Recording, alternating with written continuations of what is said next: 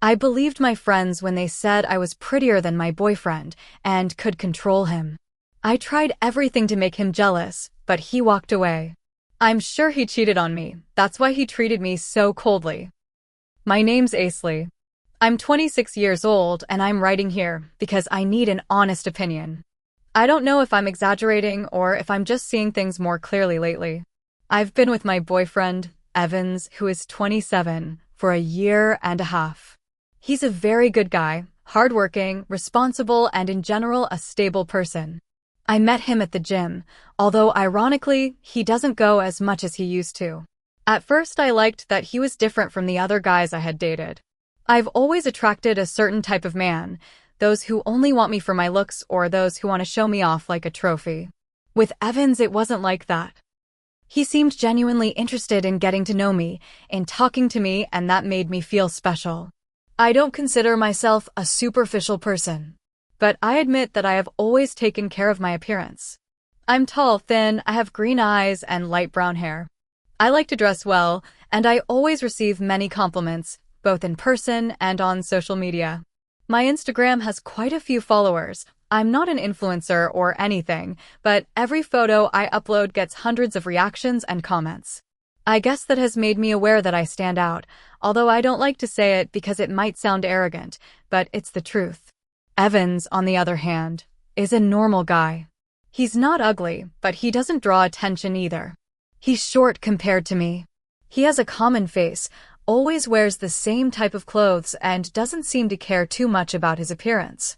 When we go out together, some people even assume we're friends or cousins. It doesn't exactly bother me, but I have noticed it. A few weeks ago, I had a conversation with my friends that made me think a lot. We went out to dinner. There were 4 of us, Alicia, Sophia, Marta, and me, and at some point the chat turned to my relationship. Alicia looked at me with that smile she gets when she's about to say something she thinks is brilliant and told me, "Aisley, we already know your secret." I laughed because I had no idea what she was referring to, and she continued, "You're with an ugly guy so you can handle him as you please, right?" They all laughed. I was obviously a little offended, but I was also curious. I asked her why she thought that, and she replied with something that, although it seemed ridiculous at the time, later made me think. It's obvious. Guys who date women more beautiful than them live in fear of losing them. That makes them more accommodating, more attentive, easier to control. Don't tell me you didn't know. Marta nodded enthusiastically. Of course, if you pay attention, in almost all relationships where she is more attractive, he ends up being more obedient. He doesn't want to risk losing something he knows he can't get again. I told them it wasn't like that Evans and I didn't have that kind of dynamic. He's not obedient, but he's not disinterested either. He's independent, he has his job, his goals. But Alicia said a phrase that stuck with me. "So, are you wasting your advantage?" That night I went home thinking about that, not because I wanted to manipulate Evans, but because I realized that things between us had changed lately. He has become more distant, more serious. He works a lot, sometimes even on weekends, and I feel like he doesn't pay me the attention he used to. Before, he would write to me all day, ask me how I was, make plans. Now he just says he's busy or tired. Don't get me wrong. I don't want him to adore me as if I were a goddess, but I do want to feel like a priority. I want to feel that he values me, that he sees me as someone special. And if he doesn't show it, what's the point of all this? So I started to think that maybe my friends were right. Maybe I had forgotten that in a way I have the power in this relationship, not out of cruelty, but because that's how things work. It's not the same to be the one who fears losing as it is to be the one who can decide when to let go. I started with small changes. For example, before I always wrote to him first when several hours went by without talking. I decided to stop doing that. I wanted to see if he would take the initiative. 3 full days passed without him sending me a single message. On the 3rd day, he wrote something dry. "Hi, how are you?" I didn't like it. It felt cold, without emotion, as if it were an obligation. Then I tried something else. I uploaded a photo to Instagram, one where I was wearing a short dress and heavier makeup than usual. I didn't do it for him, or at least that's what I told myself. But when I saw the hundreds of comments, some quite suggestive, I waited to see his reaction. Nothing, not a like, not a comment, not a message. I started to feel frustrated. So one afternoon I hinted, half jokingly, that a guy from the gym had asked me out. I wanted to see if he would get jealous, if he would react in any way, but he just said, "Oh, and you told him you have a boyfriend." That was it. Not a hint of jealousy, not a question. Nothing. Honestly, it hurt me. It made me feel invisible. I wondered if he was still in love or if he was just with me out of habit. I told my friends all this, and as always, Alicia was the first to give her opinion. "You have to remind him who you are." I asked her what she meant by that, and she explained that I had to make him feel that he could lose me at any moment. Show him that other men desire you, that he's not the only one who could have you. That will make him get his act together, she said. Sophia added, make him think you're about to get bored of the relationship. Men only react when they feel they're losing something. And I tried it. I started to answer him less frequently, to leave him on read, to go out more with my friends. I uploaded stories where I appeared all dressed up, laughing, never mentioning that I was with him. I thought that would make him act, that he would come running, that he would tell me how much he loves me or that he would do something to get me back. But what happened was the complete opposite. He became even more distant. He stopped writing to me completely for a week. When he finally did, it was to tell me that he had been very busy with work and that he needed space to concentrate. Space. That word made me angry. Who asks for space in a relationship when things are going well? So I went to find him. I didn't tell him. I just went to his apartment. When he opened the door, he looked surprised, not angry, just tired. He had dark circles under his eyes, an unshaven beard, and a pile of documents on the table. I asked if we could talk, and he agreed. I told him I felt he was distant, that he wasn't the same anymore, that he didn't pursue me like before.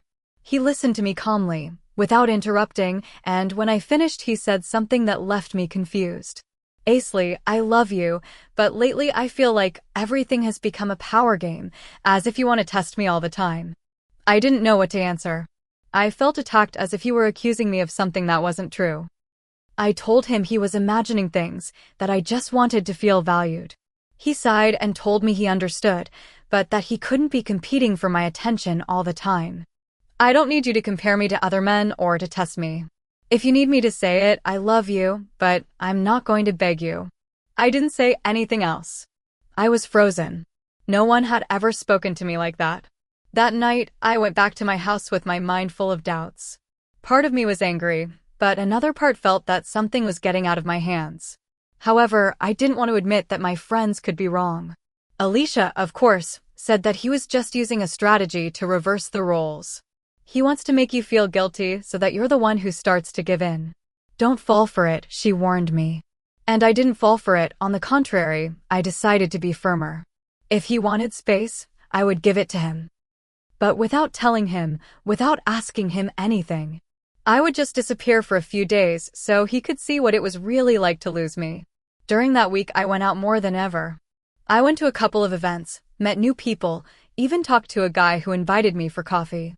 I didn't accept, but I liked knowing that I could if I wanted to. I felt powerful again. However, Evan showed no signs of life, not a call, not a message, nothing. And here I am writing this because I don't know what to think anymore. My friends say I have to hold my ground, that if I give in, he will gain control of the relationship, but I don't know if that makes sense. I don't know if I'm losing something or if I'm just seeing who he really was. Sometimes I think that maybe I didn't value him enough, but then I remember that I'm the one who has always put in the effort, who has taken care of her appearance, who has remained attractive. I don't want to sound narcissistic, but I feel that in a relationship there should be balance, and lately everything feels unbalanced. That's why I came here. I don't know if I should keep trying to get him to react or if I should just accept that maybe he got tired. I would like to know if anyone has been in a similar situation where you feel you give more and still don't receive the attention you deserve. Am I asking for too much, or should I really remind him of the type of woman he has by his side? Update. Hello again. I didn't think I would be writing again so soon, but I needed to vent.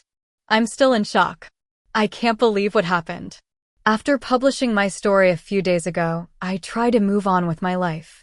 I didn't look for him. I didn't write to him. I wanted to hold my ground, to show him that I wasn't going to run after him. But yesterday something changed. Evans called me. When I saw his name on the screen, I felt a mix of relief and triumph. My heart started to beat fast, not because I missed him, or at least that's what I told myself, but because he had finally reacted. He had finally realized what he was losing. I answered in a neutral tone, pretending I didn't care too much. He sounded calm, almost relaxed. He asked if he could see me to talk and suggested getting coffee.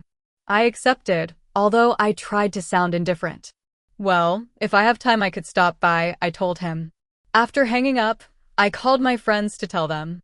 Alicia was the first to respond with her classic mocking tone. See? We told you he was going to give in. Sophia laughed and added, here comes the repentant puppy. I'm sure he's going to apologize for everything. Marta just said, don't make it easy for him. Make him feel like he has to win you back. And I believed it. It made sense. Everything fit with what they were saying. When a man is afraid of losing you, he comes back. They always come back. So I prepared for that meeting with a mixture of pride and satisfaction.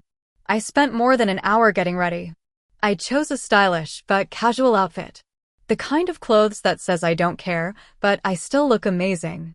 I did my makeup carefully, styled my hair, and when I looked in the mirror, I felt ready to regain control. On the way, I couldn't stop imagining the conversation. I thought he would apologize, that he would say he missed me, that he had reflected, that he couldn't live without me. And I, of course, would act as if I were thinking about it. I would make him suffer a little before forgiving him. Everything was clear in my head, but nothing went as I imagined. We met at a coffee shop near his work. When I saw him, something inside me stirred. He looked different, more serious, firmer. He didn't have that insecure look from before, but a kind of serenity that disconcerted me. Still, I kept up my act. I crossed my arms and barely greeted him. Wow, you finally deigned to talk to me, I said with a smile that was meant to be haughty. I'm listening. He took a deep breath and with a calmness that I found unbearable said, well, Aisley, I'm sorry for what I'm about to tell you, but I think it's for the best for both of us. I felt a slight pressure in my chest, but I didn't say anything. I just looked at him waiting for him to say something else. You know I'm busy with work, he continued. The truth is I'm at that point in my life where I need a lot of focus. I want to build a good estate before I'm 30 and I feel that we're not on the same page. I frowned. I didn't understand where he was going with this. I understand that what you did was because you feel I was forgetting about you, he added. But I think you're looking for something I can't give you. So it will be best if we break up and each go our own way. For a second I thought I had misheard. Break up. Him with me. I was paralyzed. I literally couldn't move. Are you breaking up with me? I asked, laughing in disbelief. Seriously? You with me? He didn't answer. He just looked at me calmly with that expression I hated from the first moment, that condescending calm that seems to say, I've already decided and you're not going to change it. Have you seen yourself? I told him, raising my tone. Do you think there's someone better than me? Tell me her name. Tell me what whore you're leaving with. He shook his head, annoyed. Aisley, calm down. This isn't about another woman. Relationships don't always end because of a third party, sometimes it's simply because of differences in ideas. His voice was firm, but not aggressive. That enraged me more. I felt as if you were trying to sound mature while tearing me to pieces. Don't you dare talk to me like that, I said. Differences in ideas, please. This is because you can't handle being with someone like me. I intimidate you, I know it. You can't stand the pressure of being with someone more attractive than you. He looked at me without responding, and that made me explode more. Tell me, does she have the same eyes as me? The same body? Look at me and look at yourself. I shouted almost without realizing the volume of my voice. I should have rejected you, not you me. You should be grateful that I gave you the chance, and this is how you repay me by breaking up with me. For a moment I thought he would stay silent, but no. He looked me straight in the eye, and with a coldness I had never seen in him, he said, Look, Aisley, you're not Miss Universe either, honestly. I felt as if I had been slapped. I looked at him in disbelief. What did you say? I asked incredulously. What you heard, he said without looking away. You're not ugly, but you're not all you think you are either. I fell silent. No one had ever said something like that to me in my life. No one. You're an idiot, I said with a trembling voice. I'm beautiful and you know it. You don't appreciate my beauty, but you're going to regret it. He sighed and leaned forward a little, in a calm tone, but with a touch of irony. And look, a beautiful woman would be, I don't know, Sabrina Carpenter, for example. You next to her would be like Zendaya. You know? You're not ugly, but I've seen prettier. I didn't know if he was being cruel on purpose or if he really believed what he was saying, but it hurt me more than I'd like to admit. I felt my pride shattering into pieces. I stood up abruptly, threw the napkin on the floor, and told him, "You're an imbecile. You don't know what you're losing." And I left, or at least I tried to do it with dignity. I walked with my head held high until I was out of the coffee shop, but as soon as I turned the corner I felt tears in my eyes. I couldn't believe it. He had broken up with me. Him, who does he think he is? I'm the one who should decide that, right? It was always me who had the control, the one who could choose, the one others desired. And now what? He left me just like that. I went home trembling with rage and confusion. My friends couldn't believe it when I told them. What? Alicia said, scandalized. He broke up with you. It can't be. He must be playing a game. It must be a strategy, Sophia added. He wants you to go after him. He's reversing the role. But I knew it wasn't. I saw it in his eyes. It was real. I don't know how to explain it, but when someone is lying, you notice.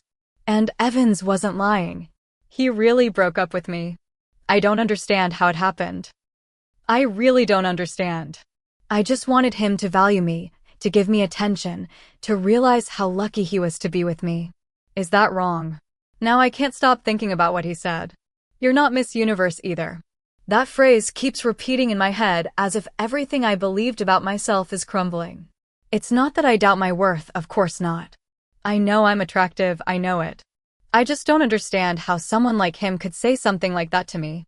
A common man, without charisma, without style, who barely knows how to match his clothes, and he tells me I'm not that pretty. I feel a mixture of fury and humiliation. Sometimes I think about going to find him, to make him regret it. I could do it easily. There are gorgeous guys at the gym who practically kill themselves to talk to me. One of them, the new trainer, looks at me all the time. I'm sure that if I gave him my number, it would make him happy. I could do it today. I could show Evans that no one rejects me because no one does. No one rejects me. And yet, he did. I can't understand it. I don't know if he's crazy, if he really believes what he said, or if he just wanted to hurt me. But he succeeded. It's hard for me to admit it, but he succeeded. Part of me wants to move on with my life, pretend it doesn't affect me. But another part can't stop thinking about how he got up from the table so calmly, without looking back, as if it were nothing, as if I meant nothing. I hate myself for thinking it, but I wish I could see him regret it. I wish that one day he'd see me on the street and think I should have stayed with her. I want him to realize what he lost. For now I don't plan on writing to him, but I can't promise that I won't. I still feel that this can't end like this. It can't be that after everything he's the one who walks away, and I'm the one left confused. It can't be. I guess I'm realizing that maybe he wasn't the repentant puppy my friends said he was. Maybe this time I was the one who lost. Update. I didn't want to write another update, but I need to. I feel like if I don't tell it I'm going to explode. I haven't been able to sleep well since Evans broke up with me. I still can't wrap my head around how it happened, how everything collapsed so quickly. It's been a few days since that conversation in the coffee shop, and I swear at first, I tried to keep my head up. I went out, I got dressed up, I pretended I was fine, I even posted photos on my social media showing my best face, but deep down I felt empty. It was a feeling I had never had. I was always the one who decided when something ended. Always. And yet, this time I was left waiting for something that didn't come. No message, no call, no attempt to fix things, nothing. I tried to convince myself that he was playing a game, that he needed time to process things, and that he would eventually come looking for me like they all do. But he didn't. So yesterday, I just couldn't take it anymore. I grabbed my keys, got dressed, and went to his house. I didn't tell him. During the trip, my mind was a whirlwind. Part of me was furious, How dare he leave me like this? And another part just wanted to hug him, tell him I was sorry and that we could go back to how we were before. I almost turned back several times, but I kept walking. When I arrived, I knocked on the door and waited. It took a few seconds for him to open, and when he did, I froze. He looked tired, but calm, as if none of this was affecting him. I, on the other hand, had swollen eyes and trembling hands. "Oh, Aisley," he said, surprised. "What are you doing here?" I tried to keep my composure, but as soon as I heard his voice, the tears started to flow uncontrollably. "I had to talk to you," I said between sobs. "I can't leave things like this." He let me in, although he looked uncomfortable. He closed the door slowly, without saying much. We sat on the sofa and I just exploded. I told him I was sorry, that I had been wrong, that I shouldn't have let myself be influenced by my friends. I didn't realize what I was doing. I told him, I just wanted to feel that you cared, that you weren't pulling away. I didn't want to manipulate you, really, I just felt insecure. He listened to me in silence. He didn't interrupt. He didn't raise his voice. He just looked at me with a mixture of disappointment and sadness. When I finished, he ran a hand through his hair and said, "Aisley, I didn't think that was the way you saw things." "How so?" I asked. "So superficial," he replied. "Don't get me wrong, I'm not saying it as an insult. It's just that, I don't know, I thought you loved me for who I am, not for how I made you feel in front of others. That hurt me more than I expected. Of course I loved you. I said, I love you, sometimes I have trouble expressing it." He sighed. "Look, I don't hold a grudge against you, but I think you're not the right person for me. I'm sorry." His tone was so serene, so final, that I felt the ground move beneath me. "Evans, please," I begged. "Can we fix it? I swear I can change, I can be more empathetic. Just give me a chance." He shook his head. "No, Aisley, I already gave you many, and I don't want to go back to something that made me feel bad about myself." I stood up with a choked voice. "Are you really kicking me out?" "Yes," he said without looking at me directly. "I'm sorry, but I need peace. And so do you." I didn't know what to say. I stood there, looking at him, hoping he would change his mind, but he didn't. So I left. I don't remember how I got home. I just know I cried the whole way. I had never felt so humiliated. I spent the whole night thinking, I couldn't accept it ending like this. Not after everything we were. Not after everything I gave him. I decided I couldn't give up yet. If words hadn't worked, maybe something else would. Today I went back to his house. This time I dressed up more. I put on a dress I knew he loved. I did my makeup carefully and wore his favorite perfume. My plan was simple. Talk to him from a different place, show him what he was letting go. I knocked on the door with a rehearsed smile. When he opened, his expression changed from surprise to annoyance in seconds. "Aisley, not again," he said, crossing his arms. "Just listen to me," I asked. "I didn't come to fight, I just want to talk." I tried to enter, but he stood blocking the door. "There's nothing more to talk about," he replied. I laughed nervously. "Evans, please don't pretend. I know you still love me. What we have can't end like this." I took a step towards him, reached my hand to his arm, but he pulled away. That reaction hurt me more than any word. "Aisley, stop," he said firmly. "I don't want to continue with this. Leave me alone." "Seriously, you're going to pretend you don't feel anything?" I said, raising my voice. "I know you still love me." "Oh no, Aisley," he replied without hesitation. "Not anymore." It was like a direct blow to the chest. I didn't know how to react. I just stood there with a broken smile, trying to understand if what I was hearing was real. "You can't say that," I whispered. "No, after everything." "I'm telling you," he replied. "Please leave." And he closed the door. Just like that. I stood in front of his house for several minutes not knowing what to do. I couldn't understand it. I had gone with good intentions, with the hope of fixing things, of winning him back, and he rejected me. Again. On the way home, I felt a mixture of anger and shame. I couldn't believe he had done that to me. That someone like him, a common guy, with no special attraction, would reject me like that. Me, I've been told my whole life how pretty I am, that I'm lucky, that I have presents, that I can get any man I want. And yet, The only one who didn't seem impressed was him. And now he's the only one it hurts to lose. I don't understand what happened. I try to analyze it, but nothing makes sense. Did he see me as someone superficial all this time? Did he never take me seriously? I don't know. I just know that I can't stop thinking about him. My friends say I should forget him, that it's his loss, not mine. There are thousands who would kill to be with you, Alicia keeps telling me. That guy doesn't deserve a single tear. And I know she's right, I know it, but still I can't. I can't get his image out of my head, his voice telling me not anymore. That coldness haunts me. I feel ridiculous. I always believed that being pretty was enough to maintain control, to be the one who decides. And now I feel like I have nothing.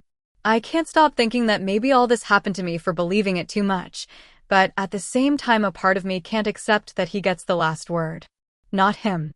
I feel like going one more time, making him see reason, showing him that he's making a mistake, but I don't even know if I would do it for love or for pride. Last night I dreamed that he asked me for forgiveness, that he hugged me and said it had all been a misunderstanding. I woke up crying.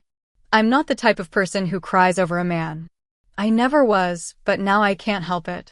I look in the mirror and wonder what I did wrong.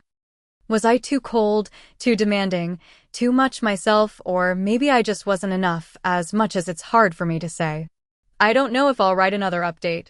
I feel like the story isn't over, even though he says it is. I don't know if I'll look for him again. I don't know if I can handle another rejection, but I also can't accept that someone like Evans, with how simple he was, left me like this. The blow hurts my ego more than my heart, and that's what scares me the most.